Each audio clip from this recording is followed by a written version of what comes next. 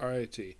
Welcome back to The Rising of the Shield Hero Anime Review episode number 16. This I'm viewing episode number 36, Kizuna. Yes, as for what the heck this episode has from, it appears as though it's up a little bit from like chapter 14 and a little bit from like 15, mostly. It skips over practically the rest of book 8. It does adapt the epilogue, mostly anyways, and it kind of goes through book 9. It could be like the first 4 or 5 chapters, maybe. They kind of skip around here for this one.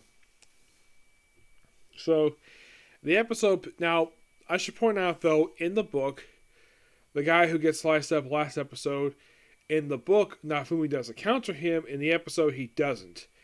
He calls him Trash Number 2. That's what he refers to him as. Trash Number 2. Obviously. So, the guy is injured, and apparently he's taken by Kyle to his lab to get healed.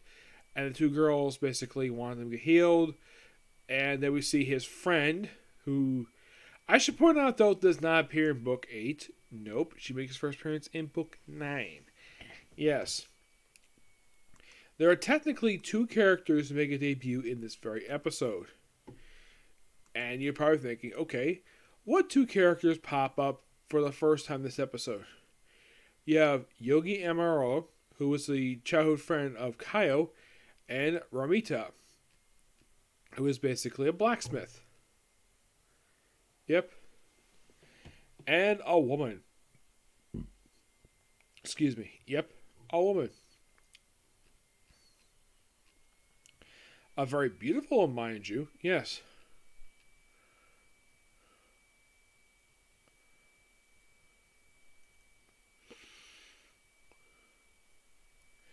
Yeah.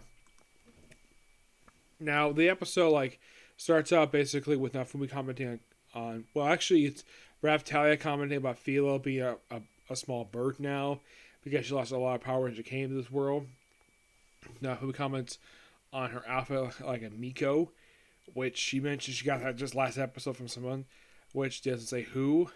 And then, right after that, Glass and her group show up, and Glass and Koza just hug, and they're just so happy to see each other. Now, I had this theory these two have sort of a lesbian vibe to them, and the thing is, Nafumi thought the same thing in the book, that Glass is in fact a lesbian, and the fact that Katsuya must be her girlfriend. So basically the book Nafumi thought the same thing I did about these two, given how close they are. So it's all because of her Shigumi Chris. Raftalia is introduced to Rafchun. Yes, seriously. She introduced this very character. Mm-hmm. Yep. And then pretty much with that, basically, then they get and of course they're informed what Glass their group was doing in the other world. And of course Kasha basically is not happy with Glass over this. Yeah, Glass is practically kneeling in front of her. So she apologized again. And then we found out Lark, someone referred to him as Young Master. How is he in charge here? Yeah, Tessa reveals he's actually king of the country. Yep. And he's very popular with the ladies. No wonder why his whole crew is made up of ladies, just like Nafumi. Yep. And that's when they're taken to the blacksmith to upgrade their armor.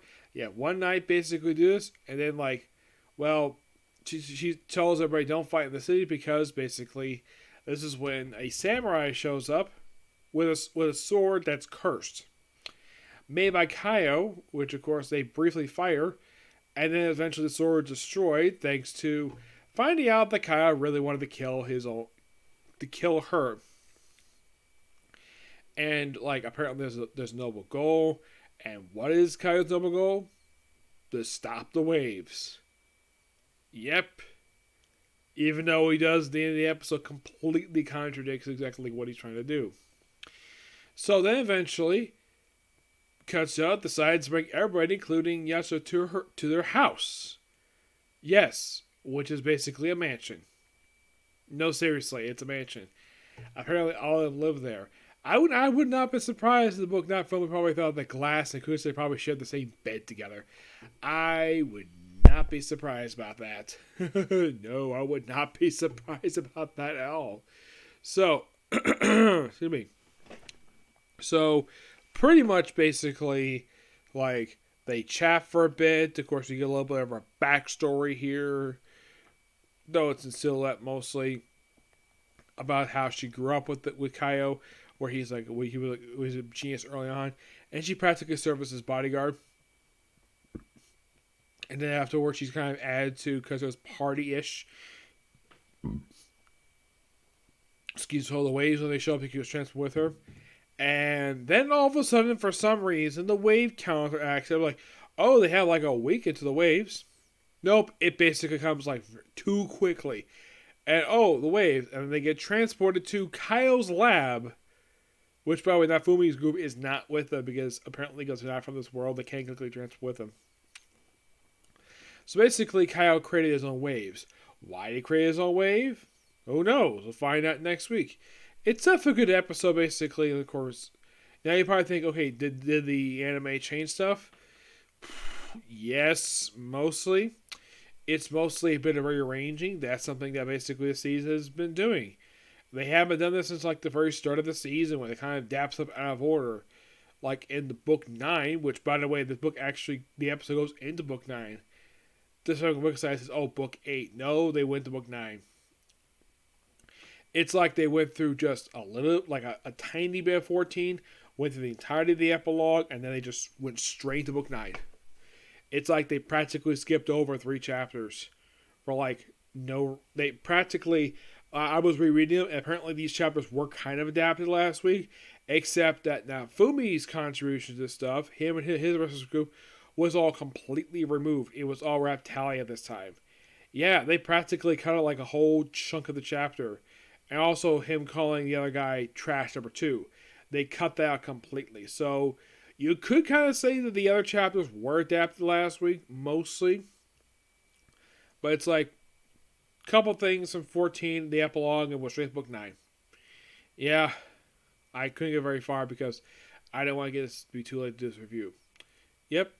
So yeah, that's a particular review. I can't do any reviews tonight because it's getting kind of late. So tomorrow, I might get a chance to review tomorrow. I probably won't get a chance to do Skeletons of the World. That probably won't happen until probably Friday or probably Saturday at this point. Yep. Excuse me. But tomorrow, it'll probably be just One Piece tomorrow. Maybe a couple comic corners if I'm lucky. But yeah, so see you tomorrow. Bye.